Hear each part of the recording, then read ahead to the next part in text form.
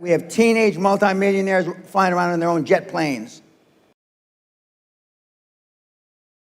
We have kids, the only asset they have is a 15-speed bicycle. For those of you that have done any research at all, on my website, we have teenage multimillionaires flying around in their own jet planes. And he's the one that had the 15-speed bicycle. That's why I use it a lot.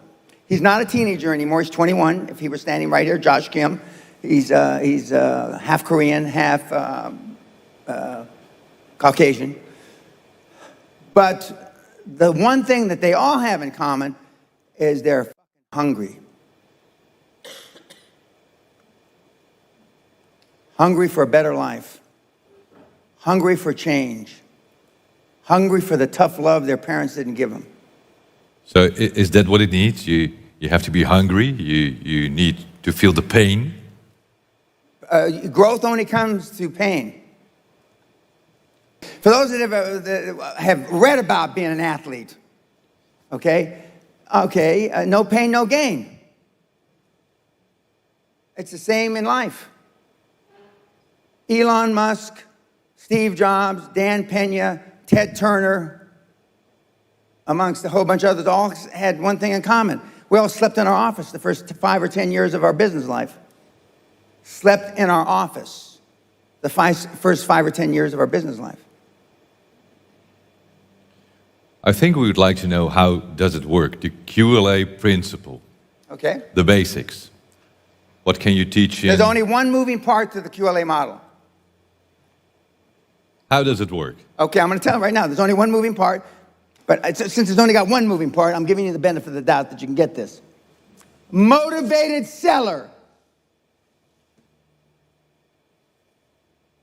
Now, I know it's not politically correct to talk about having sex with 1,000 partners anymore. But rock stars got nothing on Dan Pena. I got more ass than a toilet seat at a fucking bus station.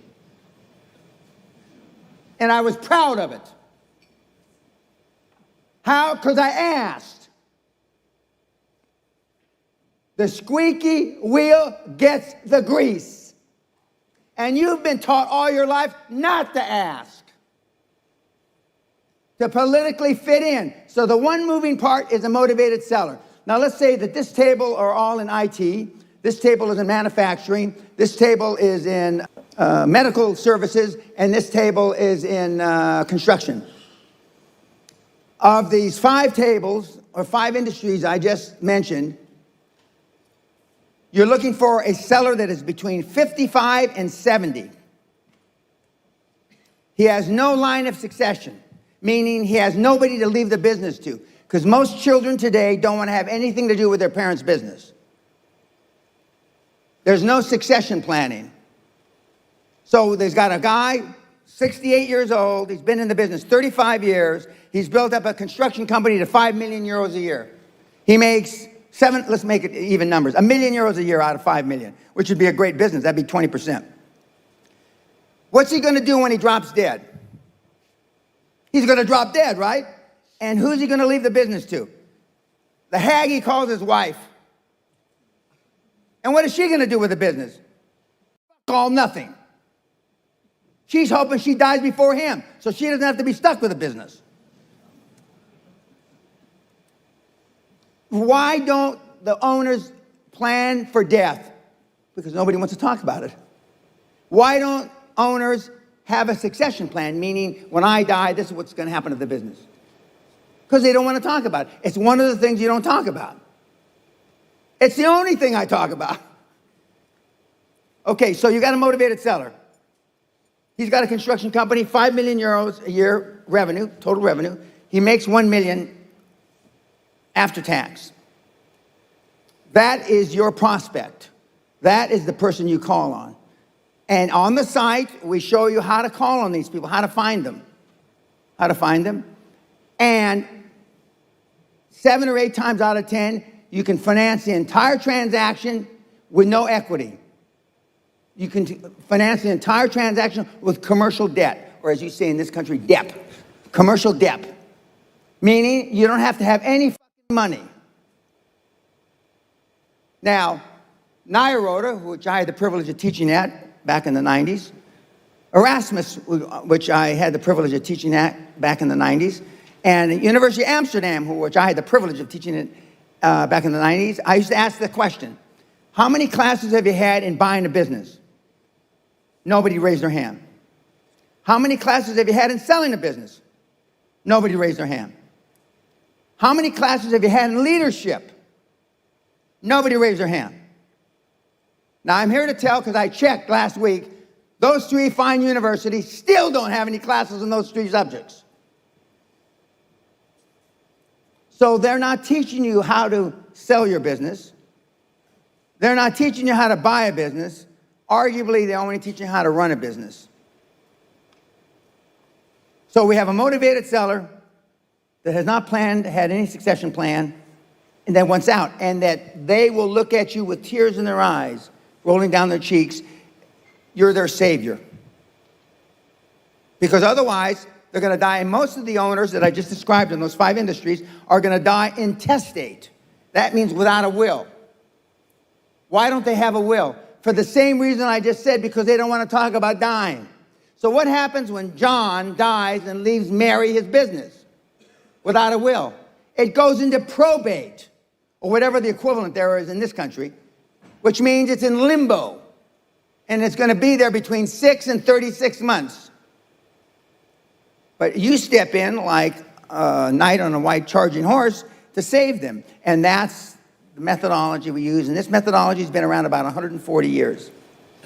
And the first person to think of this, and it wasn't Dan Pena, Andrew Carnegie, the wee Scot, arguably the first really wealthy guy on the planet, who happens to coincidentally come from right down the road from where I live in Scotland. That's what QLA is. It shows you how to go in and buy the businesses for little or no money out of your own pocket and using commercial debt. And what Trump has done to assist you, even though you may not like him, is because now interest rates are at the lowest in 5,000 years. And I hear they're going to go lower in America. And when America sneezes, Holland catches a cold. So if interest rates go lower in America, what do you think is going to happen here? Interest rates are going to go lower. And that's what the QLA is, and it's a simple process. And he followed QLA. This is his 3rd time around. But he bought businesses with no money, right? Right? I mean, he did it. And it doesn't, you know, it's nothing really hard. Now, why doesn't ING Bank tell you this? Why doesn't Rabo tell you this? And whatever the other Dutch banks are, right? Because this methodology I just described to you has little or no fees. I'm going to repeat myself. Little or no fees. There's no investment banking fee. There's no management fee. There's no succession fee. Because you're using commercial debt. And that's why they don't tell you. But then, is it still that easy as it was 20 years ago? Yes. You go to Well, the it's bank. easier now because there's more money on the street. But you go to the bank and you say that, I want to have your money. Well, no. You don't. You borrow. You're going to borrow the money. Just like you did. Yeah, but that was 20 years ago, other time. And what I did what he told me, and I didn't know better. So I went in, ING Bank, I asked for $500,000 and went out with the money. Because you told me you're not going to leave without the money. You don't leave without the money, or a check, or a wire transfer. You sit there and until they're embarrassed.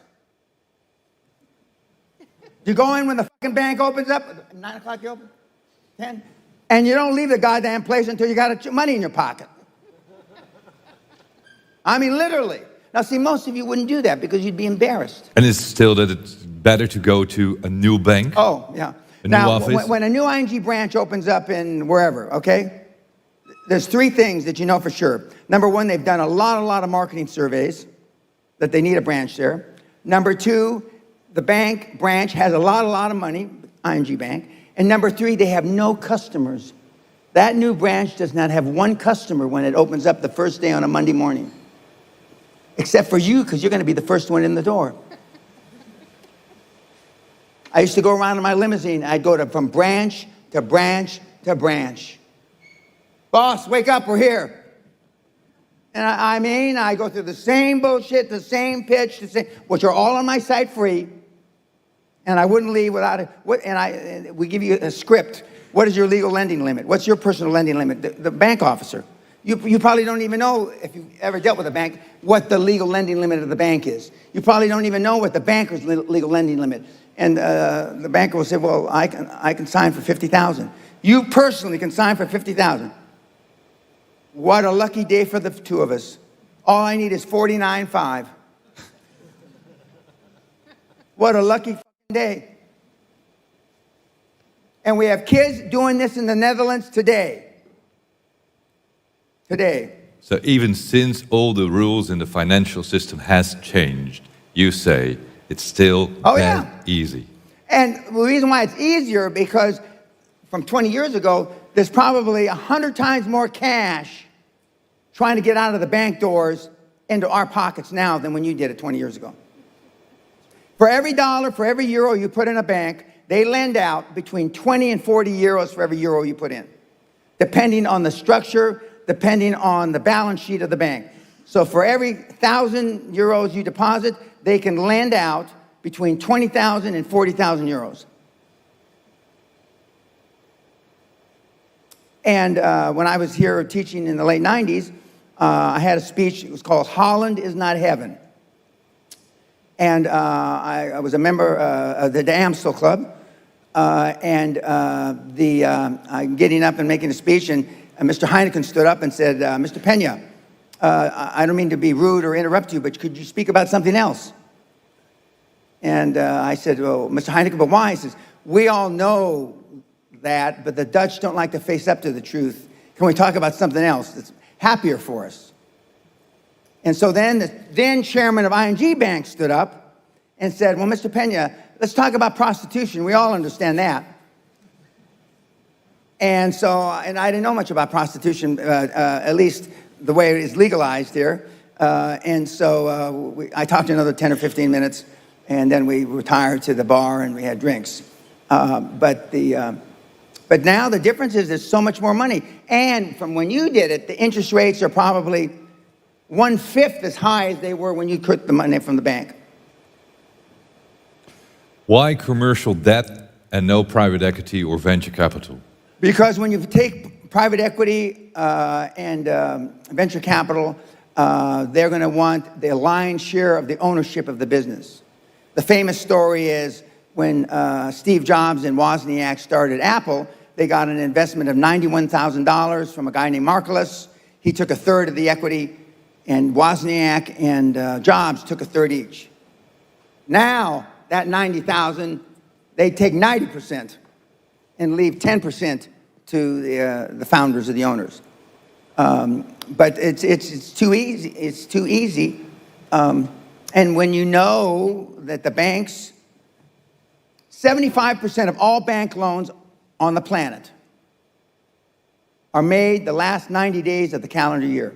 I'm going to say it again. 75% of all bank loans made in the world are made the last 90 days of the year. Why?